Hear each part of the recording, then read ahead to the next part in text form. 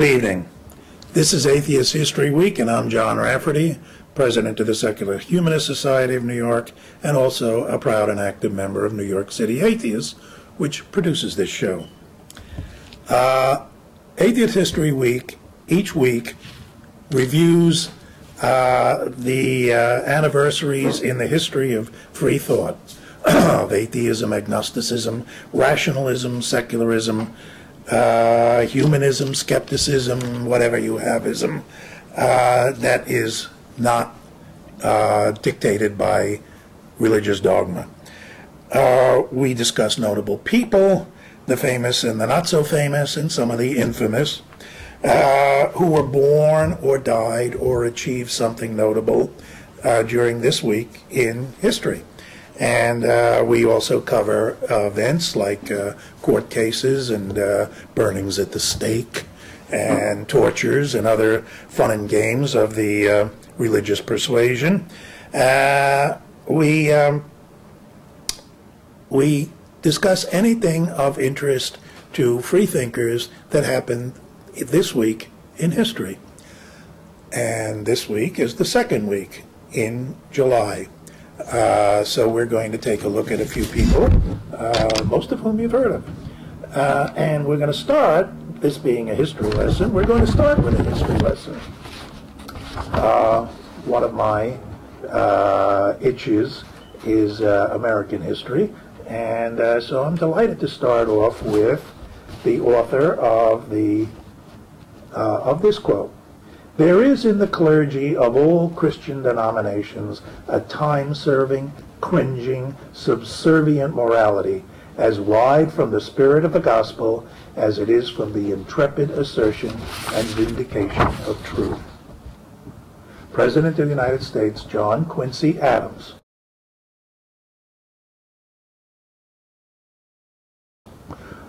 Sixth President of the United States, who was born July 11th in 1767.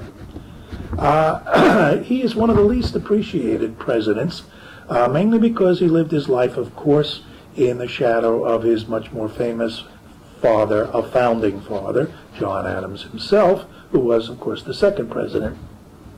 Quincy Adams was also elected president in what was called an immoral deal, lost his re-election bid, and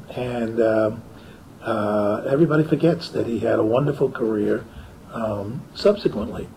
Let's look at him. He was born in 1767, as I say, on July 11th, in Massachusetts, of course. As a boy of 7 or 8, on a hill above his family farm, his family's farm, he watched the Battle of Bunker Hill. And when his father was on a mission to France, John Quincy accompanied him at the age of 12 and got a more rounded European education than most young Americans did. And he later studied at the University of Leyland in Holland, came back to Harvard, from which he graduated in 26, began a career as a lawyer, a writer, a professor, and a diplomat. He was elected to this Massachusetts State Senate in 1802 and became a U.S. Senator in 1803. James Madison, President James Madison, appointed him minister to Russia, and he was, and then called him back to be one of the negotiators of peace with England in 1814, in what we call the War of 1812. And then that was so successful that he served as minister to England under President James Monroe. Monroe, probably best known for the Monroe Doctrine, but John Quincy Adams wrote the Monroe Doctrine. And it's worth looking at for a moment, because in the century and a half or 2 centuries since the Monroe Doctrine, many people, myself included, have come to see it as a tool of American imperialism in the Western Hemisphere. But it was originally written to keep the imperialists of Europe out of the Western Hemisphere, telling England and France Spain, Portugal, the Netherlands.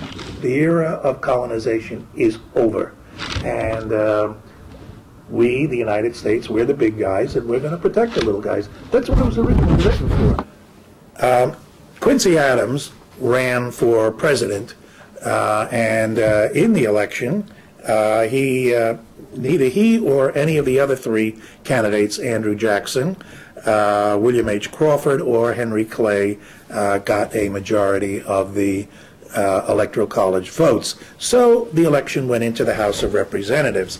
And in what was called an immoral deal, Henry Clay swung his support behind Quincy Adams, and so Quincy Adams was the first president, I think the only one, ever to be elected by the House of Representatives itself. And that came back to bite him in the behind 4 years later when Jackson, this time, who hated Quincy Adams for having stolen what he thought was his rightful election, trounced him soundly. And Quincy Adams did a great deal towards developing the new nation and systems of highways and canals, all of which was very important to the growth of the United States. So he was defeated for re-election in 1828, but was elected to Congress in 1830 as a representative from Massachusetts, and maybe that was the best part of his career, where he stayed in the Congress until his death in 1848, and where he got the nickname Old Man Eloquent. What he actually did that was most important in those years was he championed the cause of ending slavery, the abolitionist cause.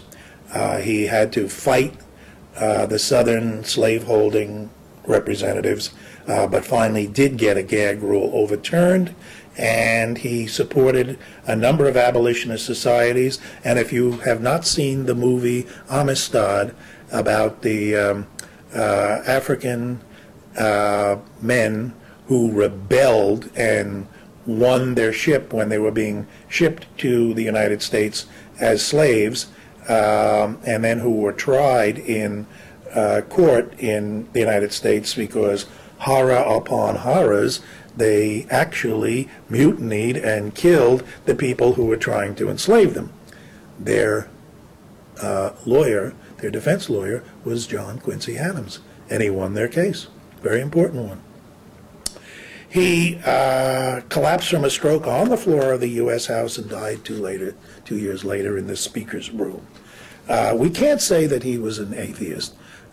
He was a Unitarian. His eyes in those days was the same thing, because they didn't believe in the three-person God.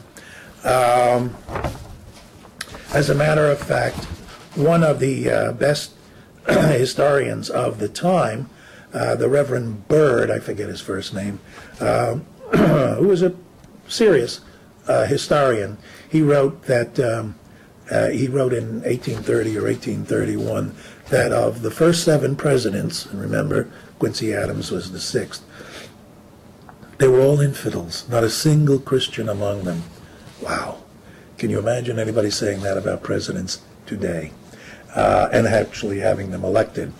John Quincy Adams, who wrote also in his own diary, "When I observe into what inconsistent absurdities those persons run who make speculative metaphysical religion a matter of importance, I am fully determined never to puzzle myself in the mazes of religious discussion, to content myself with practicing the dictates of God and reason so far as I can judge for myself."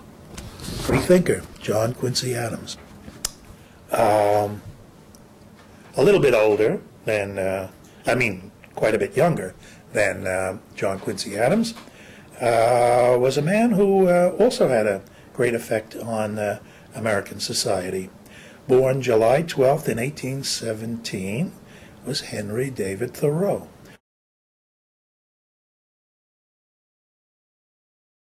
also of Massachusetts, who graduated from Harvard in 1837, taught for a little while, and was a writer and lecturer in the vein of the transcendentalists of the mid-19th century. He was a good friend of Emerson, who, don't ask me to explain transcendentalism. I don't think they can explain transcendentalism, but it spiritual nonsense, masquerading as rational thinking. But at any rate, Thoreau, as the 25 people who have never read Walden know just as well as the one person who has read Walden, lived this life of simplicity at Walden Pond, near his family home in Massachusetts. And he, while he was there, he refused to pay taxes or poll tax in protest of slavery and of the Mexican War of 1848, and so he spent a night in jail. A night in jail. Okay. He also, out of that experience, he wrote on the duty of civil disobedience in 1849. Again, a very important book in American history, one that influenced a lot of people and is quoted, well, Martin Luther King, for one, over and over again.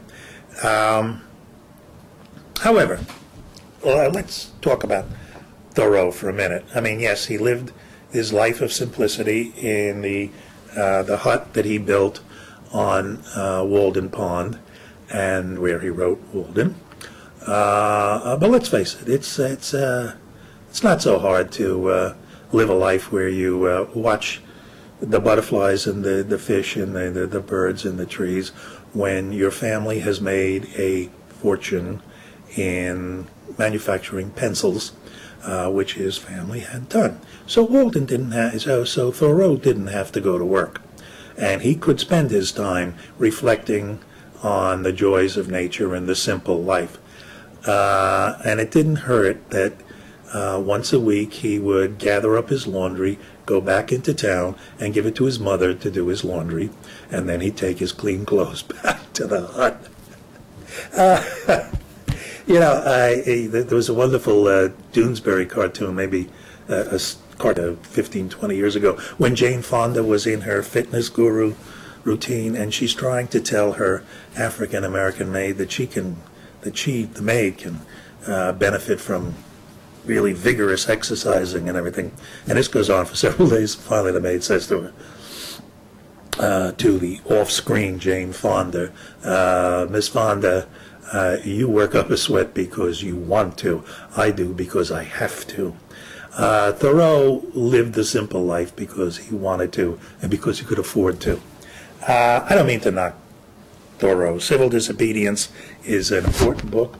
Walden is a fine book, and I have enjoyed both of them as much as I've read of them. Haven't finished either of them. I say there are gods, but they care not what men do. Thoreau used to like to quote the Roman writer Ennius. He, in his diary, he disapproved of the attempts by Christian missionaries in New England to convert the Algonquin Indians, he said, from their own superstitions to new ones. He also noted that in town after town, the ugliest building in town was the church. Perhaps, he said, because it is the one in which human nature stoops to the lowest and is most disgraced. On his deathbed, a friend of his tried to talk to him about religion and the hereafter, and painfully dying of tuberculosis, Thoreau said, one world at a time. Henry David Thoreau, born July 12, 1817, and died in 1862. Leaving the United States, but staying in the Americas, in 1904, on July 12th, was born the writer, diplomat, politician, but most important, poet, Pablo Neruda, who won the Nobel Prize in Literature in 1971. He wrote a poem about his own trip, his own experience of Asia, or new experience, new insights into religion or spirituality, all the rest of it. Thought that in the East, where there was not the Abrahamic God with a capital G staring down, perhaps people had a different feel for religion with all these small g gods running all over the place. And he wrote a poem called Religion in the East, when he realized that the small g gods were no better than the cap g gods. They were just as ugly, just as venal, just as soul-destroying, if you wish. Religion in the East. There in Rangoon, I realized that the gods were enemies, just like God, of the poor human being. Gods in alabaster extended like white whales, gods gilded like spikes, serpent gods entwining the crime of being born, naked and elegant Buddhas smiling at the cocktail party of empty eternity, like Christ on his horrible cross. All of them capable of anything, of imposing on us their heaven, all with torture and pistol to purchase piety or burn our blood. Fierce gods made by men to conceal their cowardice. And there it was all like that. The whole earth reeking of heaven and heavenly merchandise. Pablo Neruda, born July 12, 1904, Nobel Prize in Literature, 1971. One of the most exciting moments as far as the arts are concerned that ever happened in my life and to a lot of people of my generation was the first time in the 1950s that they saw an Ingmar Bergman film.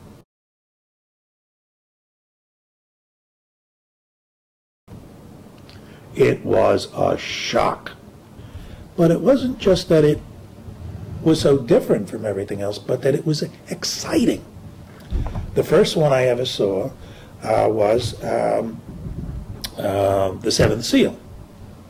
And biography. Ingmar Bergman, born July 14th in 1918, okay, in Uppsala, Sweden. I sat in the Center Theater in Sunnyside, Queens, and I looked at this film about 14th century Sweden in the grip of bubonic plague, and the central character is a knight who has just returned from the so-called Holy Land and the Crusades after 10 years away, and he and his faithful squire manservant are going home amid the chaos of the countryside in the grip of what is called the Black Death, bubonic plague. And they witness the processions of the people who are mortifying their flesh in long processions of hundreds of people whipping themselves bloody in order to propitiate God, so he will stop this plague, and which of course doesn't happen. And the young woman who is burned at the stake, who is thought to be a witch who has brought the plague, even though the plague is all over Sweden, and the venal monk who robs the possessions of the dead and even the gold out of their mouths, and watches all this going on while the knight meets up with different characters, including a family of actors. The sort of simple-minded juggler who has his little one-horse caravan, and his wife, who is played by a young Liv Ullmann, gorgeous, and their infant son.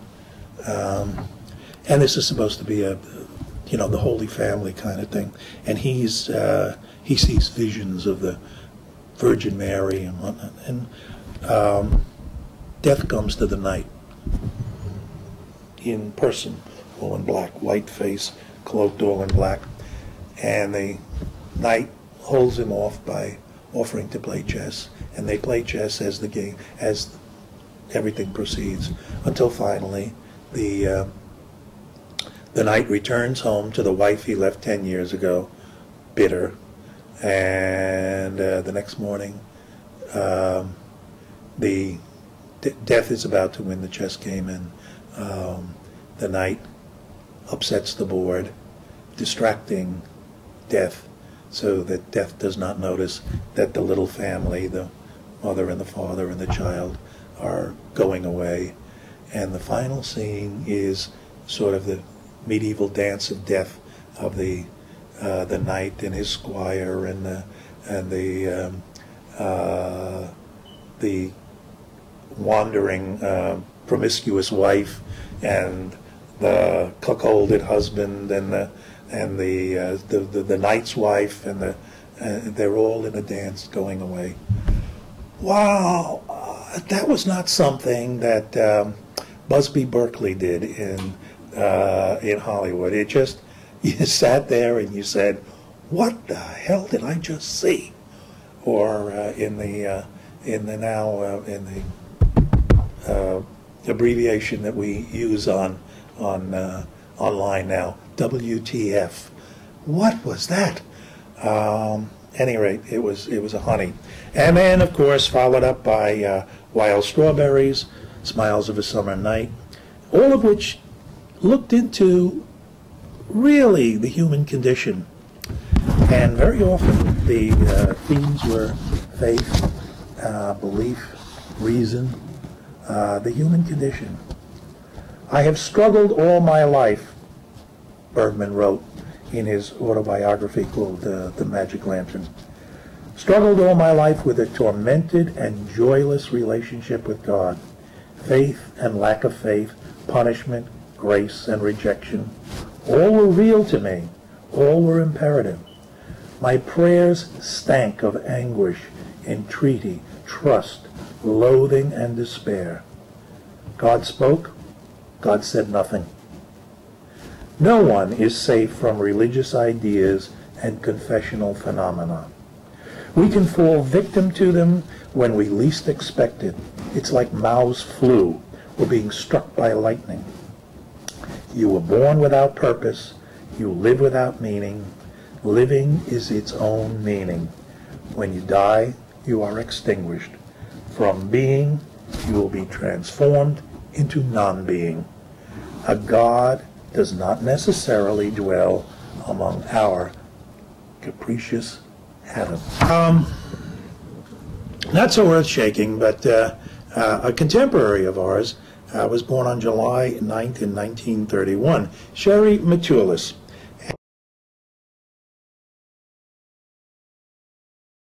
And she was born in Nevada, Iowa, as she wrote, "Born an atheist, aren't we all? In that small town of Nevada, Iowa. You couldn't go out to play hopscotch or kick the can without tripping over a church or two, or a tavern." The churches had a reciprocal arrangement, I think. But tripping over all those churches wasn't the real problem, she wrote. The real problem was all that time spent inside them, skipping over the facts of reality. Sherry came from obscurity to find herself in the Miss Universe contest, the first one, at the age of 20, because her husband submitted photographs of her.